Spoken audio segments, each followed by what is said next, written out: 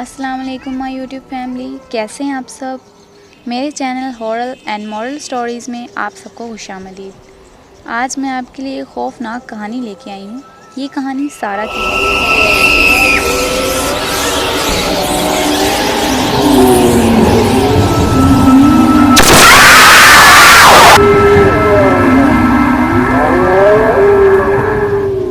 سارہ ایک 18 سال کی نوجوان لڑکی تھی۔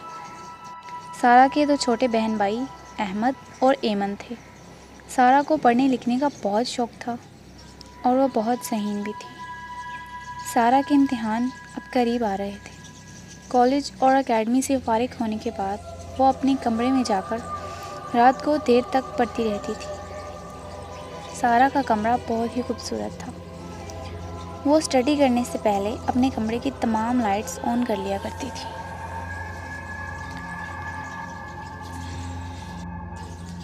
سارہ نے اپنے بیڈ کے سامنے والی دیوار پر ایک وال کلاک لگایا ہوا تھا، کیونکہ وہ پڑھائی کے دوران موبائل استعمال کرنا مناسب نہیں سمجھتی تھی۔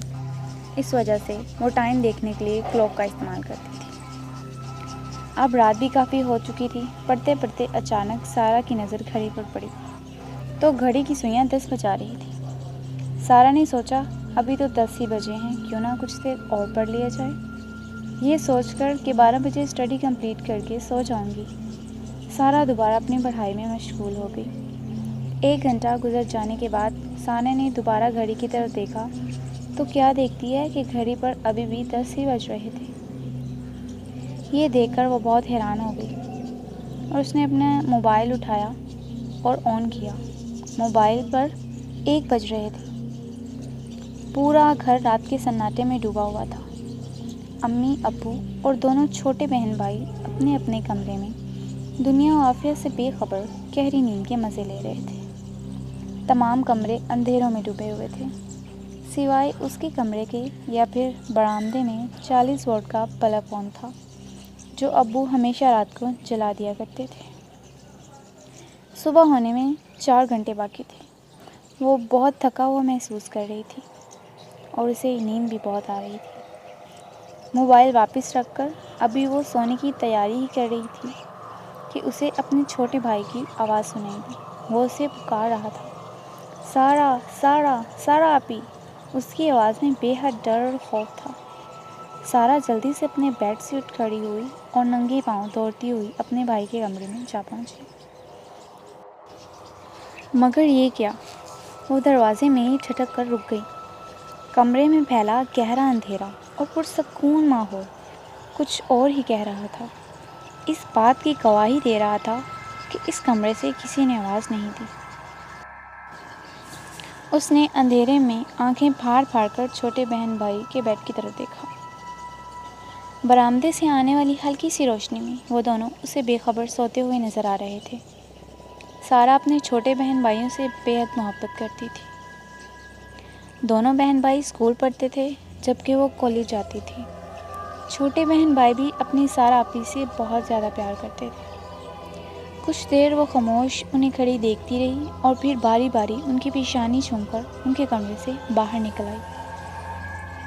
سامنے امی ابو کے کمرے پر نظر پڑی تو وہ بھی گہری نیند میں سو رہے تھے۔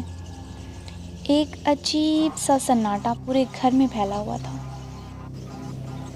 پتہ نہیں کیوں ایک انجانا سا خوف اسے اپنی رگوں میں دوڑتا ہوا محسوس ہو رہا تھا۔ وہ جلدی سے دوڑتی ہوئی اپنے کمرے میں آ گئی اور بیڈ پر لیٹ کر سونے کی کوشش کرنے لگی، لیکن مانو اس کی نیند تو جیسے اڑ ہی گئی تھی۔ اس نے اپنے چھوٹے بھائی کی بہت واضح آواز سنی تھی، سارہ سارہ آپی سارہ آپی۔ وہ کتنا بے قرار اور ڈرا ہوا تھا، اور یہ وہم نہیں ہو سکتا، ہرگز نہیں ہو سکتا۔ ایسا تو پہلے کبھی نہیں ہوا۔ آج دوپہر کو بھی اس کے ساتھ ایک عجیب سا واقعہ پیش آیا تھا۔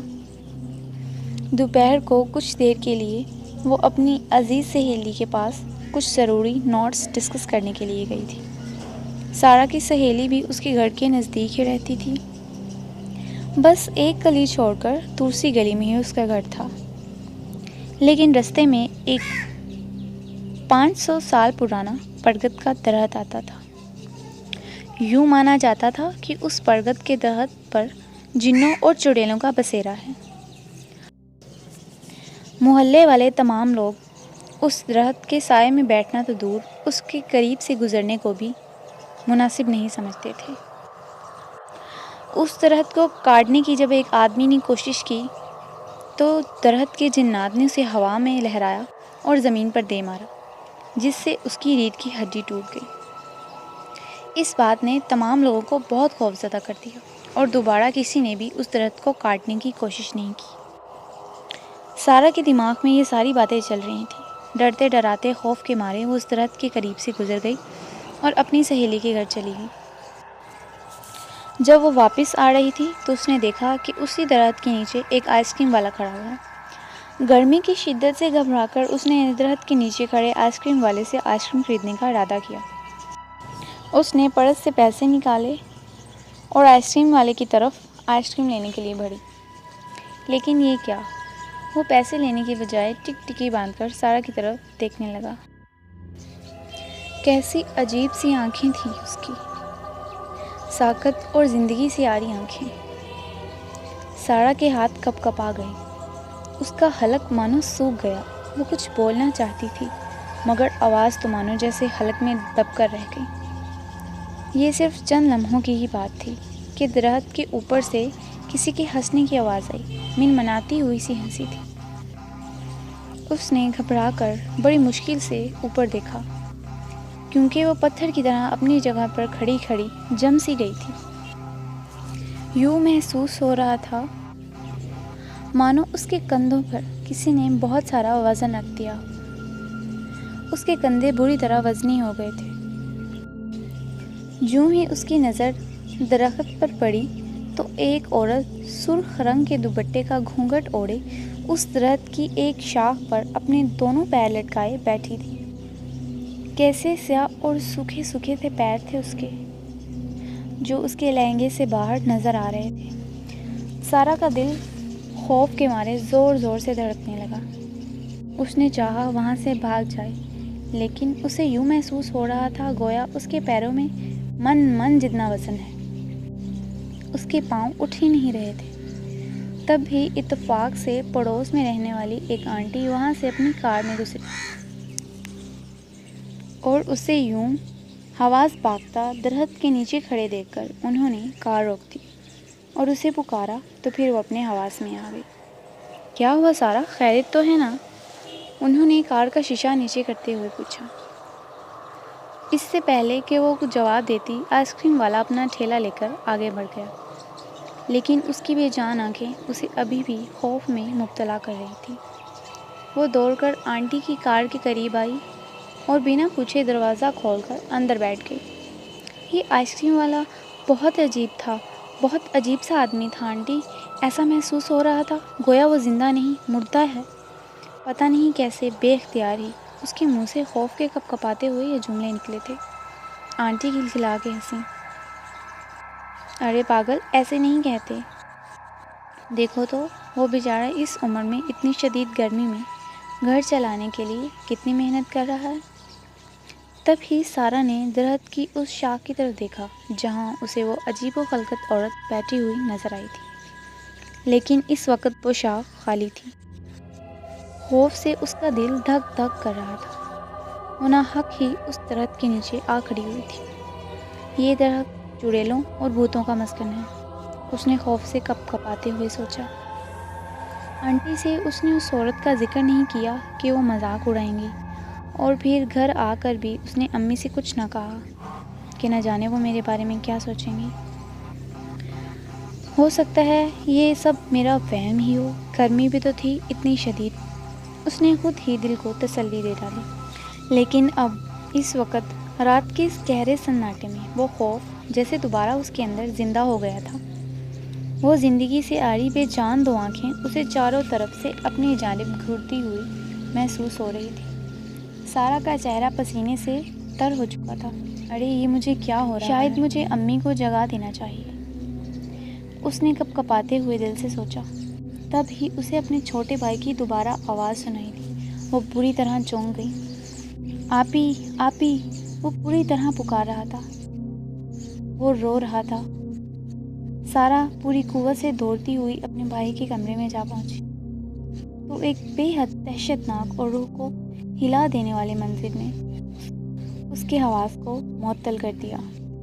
سامنے وہی آئس کریم والا بوڑھا بیٹھا اپنی زندگی سے آری آنکھوں کے ساتھ اسے گھور رہا تھا، اور اس کی گود میں اس کا چھوٹا بھائی تھا جو اس کے دونوں بازوں کے شکنجے میں جکڑا ہوا تھا، اور وہ اپنے آپ کو اس بوڑھے سے آزاد کروانے کے لیے اپنا پورا زور لگا رہا تھا اور رو رہا تھا۔ احمد!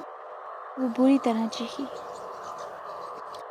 وہ بوڑھا آہستہ آہستہ ہنسنے لگا۔ اس کی ہنسی اس قدر خوفناک تھی کہ سارا کے رونگٹے کھڑے ہو گئے۔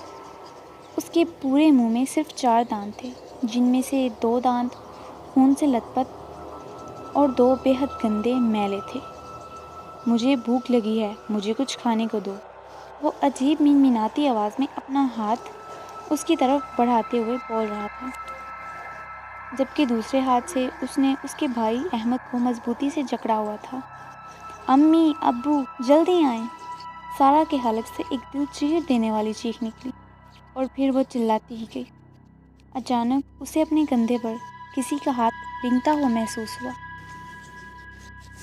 اس نے بے اختیار پلٹ کر پیچھے دیکھا تو وہی صبح والی عورت جس کے چہرے پر اس وقت بھی گھونگھٹ پڑا ہوا تھا، اس کے بالکل پیچھے کھڑی ہوئی تھی۔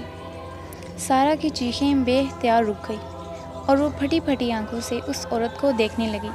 وہ بھوکا ہے، اسے کچھ کھانے کو دو، وہ گھونگھٹ کے اندر سے من من کرتی بول رہی تھی۔ سارا تھر تھر کانپنے لگی۔ اس کا بھائی بھی بری طرح رو رہا تھا، تڑپ کر اسے پکار رہا تھا۔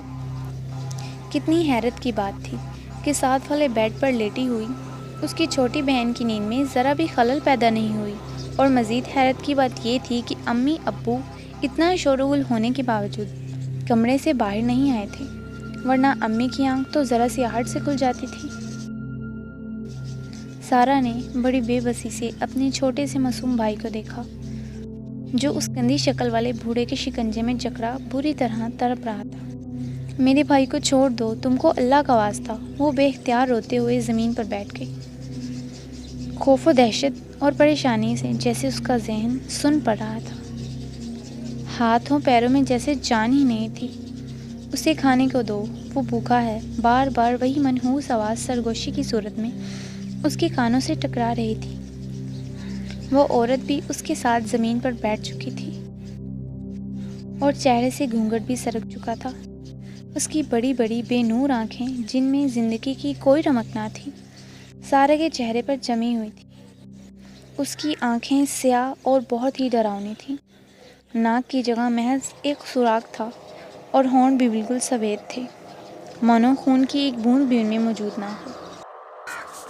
وہ اپنا گندا سا ہاتھ سارا کے کندھے پر رکھ کر صرف ایک ہی جملہ دہرائے جا رہی تھی، اسے کھانا دو، وہ بھوکا ہے، اسے کھانا دو، وہ بھوکا ہے۔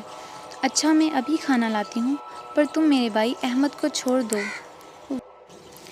وہ اس عورت سے دور ہٹتے ہوئے بولی۔ وہ لرزاتے قدموں سے اپنے بھائی کی جانب بڑھی۔ میرے بھائی کو چھوڑ دو، میں ابھی کھانا لے کر آتی ہوں۔ اس نے بڑی ہی التجا والے انداز میں بوڑھے کی طرف دیکھتے ہوئے اپنے چھوٹے بھائی کی جانب دونوں ہاتھ بڑھائے، اور دوسرے ہی لمحے خوف کی شدت سے وہ لڑکھڑا کر پیچھے ہٹ گئی۔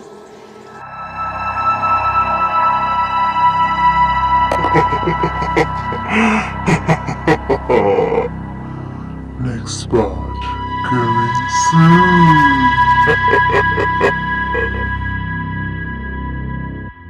سٹوری پسند آئی ہے تو جلدی سے ویڈیو کو لائک کر دیں، اور اگر آپ میرے چینل پر نئے ہیں تو چینل کو سبسکرائب کریں اور ساتھ موجود بیل آئیکن کو بھی دبا دیں تاکہ میری نیو ویڈیو کی اپڈیٹس آپ کو سب سے پہلے ملیں، اور یہ بالکل فری ہے۔ کمنٹ باکس میں ضرور بتائیں کہ سٹوری آپ کو کیسی لگی۔ خوش رہیں، آباد رہیں، اللہ تعالیٰ آپ پر اپنی نعمتیں اور برکتیں نازل کرے۔ اسی دعا کے ساتھ پھر ایک نئی ویڈیو کے ساتھ ملیں گے، تب تک کے لیے اللہ حافظ۔